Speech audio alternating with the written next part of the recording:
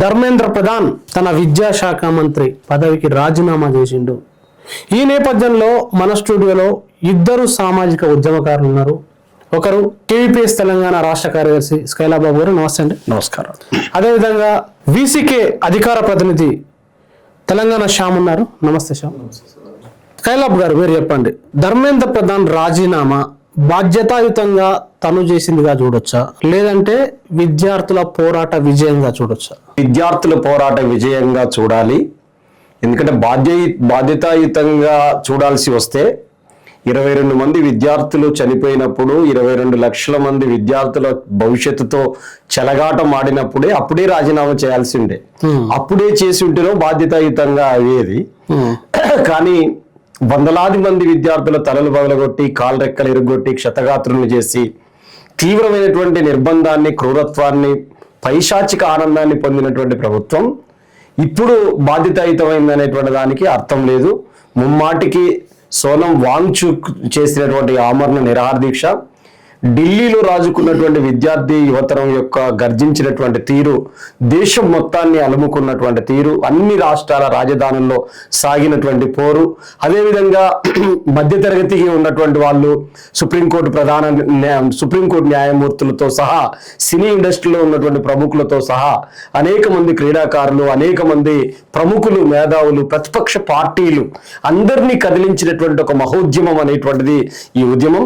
ఎందుకంటే బీజేపీ అధికారంలోకి వచ్చిన తర్వాత ఒక 2 ఉద్యమాలు, బీజేపీ కేంద్రంలో ఉన్నటువంటి వాళ్ళ యొక్క నియంత పాలనకి చరమగీతం పాడినటువంటి 2 ఉద్యమాల్ని మనం బేరీజు వేసుకోవచ్చు. ఒకటి ప్రధానంగా 750 మంది రైతుల్ని పొట్టన పెట్టుకున్నటువంటి 3 నల్ల చట్టాలు తీసుకొచ్చినటువంటి కేంద్ర ప్రభుత్వం తీసుకొచ్చినటువంటి 3 నల్ల చట్టాలు, దానికి వ్యతిరేకంగా ఏడాది కాలం పాటు సాగినటువంటి మహత్తరమైనటువంటి పోరాటం. ఆ పోరాటంలో నరేంద్ర మోడీ గారు పార్లమెంటు సాక్షిగా ఆ చట్టాలను వెనక్కి తీసుకుంటున్నాం, రైతాంగానికి బహిరంగ క్షమాపణ చెప్తున్నామని చెప్పాడు. అట్లాగే ఇప్పుడు కూడా 26 రోజులు పోరాటం, సుమారు ఇది 50 రోజులుగా 49 రోజులుగా సాగుతున్నటువంటి పోరాటం. ఈ పోరాటంలో తుది దశ ఈరోజు ధర్మేంద్ర ప్రధాన్ రాజీనామా చేయటం అనేటువంటిది అదొక్కటే సరిపోదు. దాని వెనకాల అనేక ముఖ్యమైనటువంటి సమస్యలు ఉన్నాయి. అవన్నిటిని కూడా పరిష్కారం కావాలి. నా దృష్టిలో ఇది ఒక తాత్కాలికమైనటువంటి స్వల్ప విజయం లాగానే నేను భావిస్తున్నాను. ఎందుకంటే దీనికి బలమైనటువంటి విజయాలు రావాల్సి వచ్చినప్పుడు ఈ విద్యార్థుల యొక్క భవిష్యత్తుకు ప్రమాదకరంగా ఉన్నటువంటి ఎన్టీఏ ఏదైతుందో దాన్ని పూర్తిగా రద్దు చేయటం అనేటువంటిది జరగాల్సిన అవసరం ఉంది. ఆ విషయం మాట్లాడదాం స్కైలాబ్ గారు. శ్యామ్ గారు, మీరు చెప్పండి, నిన్నటి వరకు అదే విద్యార్థులను దేశద్రోహులు అన్నారు, అర్బన్ నక్సలైట్లు అన్నారు, ఖలిస్తానీలు అన్నారు, పాకిస్తానీ ఫండెడ్, చైనా ఫండెడ్ అన్నారు, హిందూ వ్యతిరేకులు, దేశ వ్యతిరేకులు, ధర్మ వ్యతిరేకులు అని అన్నారు. వాళ్ళతోటే కేంద్ర మంత్రులు కూర్చొని చర్చలు జరిపినారు. సోనం వాంగ్చుక్ గురించి ప్రధానమంత్రి నరేంద్ర మోడీ వీడియో మాట్లాడినారు, ట్వీట్ చేసినారు. ఎట్లా చూడాలి దీన్ని? ముందుగా మీకు పెద్దలు కేవీపీఎస్ స్కైలాబ్ గారికి సామాజిక ఉద్యమాల వందనాలు. జై భీమ్. స్కైలాబ్ ఇంతకుముందు మనకు చక్కగా వివరంగా చెప్పాడు. 100కు 200% ఇది కేవలం ఏదో నీట్ పేపర్ లీక్ అయితే ధర్మేంద్ర ప్రధాన్ చిన్న విషయం. ఇది విద్యార్థులు డెమోక్రసీ బాగుండాలని 12 ఏళ్ల నుంచి భారతదేశంలో డెమోక్రసీ, ప్రజాస్వామ్యం ప్రమాదంలో పడ్డది. అన్ని వర్గాల ప్రజలు ప్రమాదంలో పడ్డారు. డెమోక్రసీ ప్రమాదంలో పడ్డంటే అన్ని వర్గాల ప్రజలు ప్రమాదంలో పడ్డండి. కాబట్టి ఈ ప్రజాస్వామ్య పరిరక్షణ కోసం జరుగుతున్నటువంటి ఒక పెద్ద ఉద్యమం. అందుకే సోనం వాంగ్చుక్ గారి పేరు అన్న ఇంతకుముందు చెప్పుకుంటూ ఆయన ఒక గొప్ప స్టేట్మెంట్ పాస్ చేశాడు. ఆయన ఏ రాజకీయ పార్టీలకు సంబంధించినటువంటి వ్యక్తి కాదు. తెలంగాణ హక్కుల కోసం ఇక్కడ ఉన్నటువంటి యోధులు ఏ విధంగా ఈ నేల హక్కుల కోసం, ఈ అస్తిత్వం కోసం పోరాటం చేశారో, అక్కడ ఉన్నటువంటి లడాక్ హక్కుల కోసం పోరాటం చేసినటువంటి గొప్ప సామాజిక సైంటిస్ట్. అటువంటి వ్యక్తిని కూడా దేశద్రోహి అన్నారు, అర్బన్ నక్సలైట్ అన్నాడు, హిందూ వ్యతిరేక అన్నారు, రకరకాలు అన్నారు. అటువంటి మహానుభావుడే చెప్పాడు ఎవరంటే ఈ దేశంలో ఒక స్వాతంత్ర ఉద్యమాన్ని చేయాల్సినటువంటి అవసరం ఉంది. మనం రెండో స్వాతంత్ర ఉద్యమానికి ఈ దేశంలో ఉన్నటువంటి యువత, సబ్బండ వర్గాల ప్రజలందరూ సిద్ధం కావాలని చెప్పారు. ఎస్, స్వాతంత్ర ఉద్యమంలో ఒక మెట్టు ఎక్కిన మనం ఇంకా 99 మెట్లు ఉన్నాయి. స్కైలాబ్ అని చెప్పినట్టు ఆ 99 మెట్లు ఎక్కినప్పుడే నిజమైనటువంటి స్వాతంత్రం, ప్రజాస్వామ్య దేశంగా మనము అంటే అప్పుడు పరిగణించాలి. అప్పటి వరకు 12 ఏళ్ల నుంచి ప్రజాస్వామ్యం ప్రమాదంలో పడ్డది. వాళ్ళు మొదలు పెట్టినప్పుడే ఎప్పుడైతే పేపర్ లీక్ అయిందో ఈ దేశంలో ఉన్నటువంటి యువతను పట్టుకొని, కొంతమంది లాయర్లను పట్టుకొని జస్టిస్ గారు చేసినటువంటి కామెంట్స్ ఏవైతే ఉన్నాయో దేశంలో ఎవరి పడితే వాళ్ళకు ఒక అలవాటు అయిపోయింది, ఫ్యాషన్ అయిపోయింది.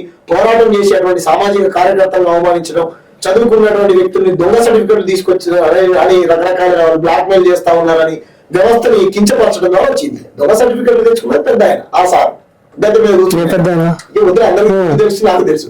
దొంగ డిగ్రీ సర్టిఫికెట్ పెట్టింది ఆయన. సోనం వాంగ్చుక్ స్పెల్లింగ్ తెలియనటువంటి వ్యక్తులు ఈ దేశాన్ని పాలిస్తారు, అది మనం దౌర్భాగ్యం.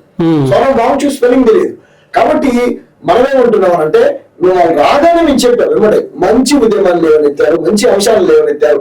ఏ సోషల్ మీడియా ఐటీ సెల్ బతాయిల బ్యాచ్ ను పెట్టుకొని నరేంద్ర మోడీ గారు మాట్లాడేటువంటి వ్యక్తులకు స్కైలాబన్ చెప్పినట్టు కమ్యూనిస్టులు కాదంట, వీళ్ళు చైనా కుక్కలు, ఎర్ర కుక్కలు, చైనా ఏజెంట్లు, అక్కడి నుంచి ఫండ్ వస్తుంది సోనం వాంగ్చుక్ వీళ్లకు, దీని వెనకాల అర్బన్ నక్సలైట్లు ఉన్నారని ఈ రాష్ట్రంలో ఉన్నటువంటి ఫోక్సో కేసు నిందితుల తండ్రులు కూడా మాట్లాడారు.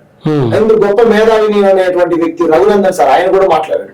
కాబట్టి అన్ని వీళ్ళు కుట్రలు కుతంత్రాలు, వీళ్ళు తప్పులు చేసి కమ్యూనిస్టులు నిలుపుతారు. అసలు రాష్ట్రంలో ఎక్కడ కూడా కమ్యూనిస్టులు మన కేరళలో ఎక్కడ లేరు అధికారంలో. అంటే వాళ్ళ తప్పులు కప్పిపుచ్చుకోవడం కోసం వీళ్ళంతా కమ్యూనిస్టులు కూడా చేతులు ఎత్తుకోదు. ఎన్నో ఇటువంటి ఆటలు సాగుతాయి చెప్పు.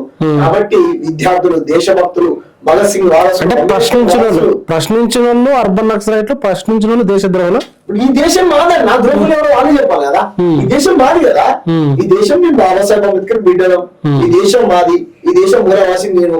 నాకు పాకిస్తాన్ లో ఏ చుట్టం లేడు, నా ఫ్రెండ్ కూడా లేడు పాకిస్తాన్, పక్క దేశం ఎక్కడ లేరు. మీ బీజేపీ కేంద్ర మంత్రుల పేరు మొత్తం America, Australia, Switzerland, Ireland, Scotland, Europe ఇటువంటి దేశాలలో చదువుకుంటారు. మాకేం చుట్టాలు లేరు. ఇప్పుడు నేను అంబేద్కర్ ఐడియాలజీని స్కైలాబన్ ఒప్పుకోలేదు. మీరంతా ఆర్మీని బతుకొచ్చారు ఈ దేశానికి. ఈ దేశం మాది. స్కైలాబన్ అంటే ప్రపంచాన్ని అంతా ప్రేమించు, నేను ఆర్మీని ప్రేమించా, ఈ దేశం నాది. కాబట్టి నేను అంటున్నాను మా దేశానికి బతుకొచ్చి ఇక్కడ కుల వ్యవస్థను తయారు చేసి నువ్వు రాసుకున్నటువంటి మా డెమోక్రసీ మాకు లేకుండా చేస్తాం, మాకే రకరకాల దేశ ద్రోహాలను ముద్ర వేస్తాం అంటే ఎలా అనుకుంటాం? దాంట్లో నుంచి గుట్టుకొచ్చిందే ఈ పార్టీ. మీరు 2 కోట్ల ఉద్యోగాలు ఇస్తాను ఇవ్వకుండా నిరుద్యోగ యువతిని, జెన్జీని ముఖ్యంగా అవమానించారు. అందుకని చెప్పేసి వాళ్ళు ఆగ్రహించారు. వాళ్ళ ఆగ్రహానికి మేము తోడయ్యాము. ఇంకా రానున్న 2 రోజుల్లో పెద్ద ఎత్తున సిజేపీ పార్టీకి మేము సంపూర్ణమైన మద్దతుని తెలియజేశారు కూడా. వాళ్ళు మాత్రమే నిజమైనటువంటి భారతీయులు, వాళ్ళతోనే ఈ దేశంలో ఏదైనా సాధ్యం. 100 మంది ఎంపీలు ఉన్న కాంగ్రెస్ తో సాధ్యం కాదన్నా. అటువంటి సీజన్ సోషల్ మీడియాలో ఇన్స్టాగ్రామ్ లో పుట్టినటువంటి పార్టీకి నరేంద్ర మోడీ గారు కూడా అర్ధరాత్రి నిద్ర మానేసి 11 గంటలకు రీల్స్ పెట్టి ప్రజలారా అని భయభ్రాంతులకు గురి చేశారు. అంటే that is beauty of democracy, that is Gen Z youth, that is Ambedkar వారసులు, దట్ ఈస్ మహాత్మా పూలే వారసులు, దట్ ఈస్ భగత్ సింగ్ వారసులు.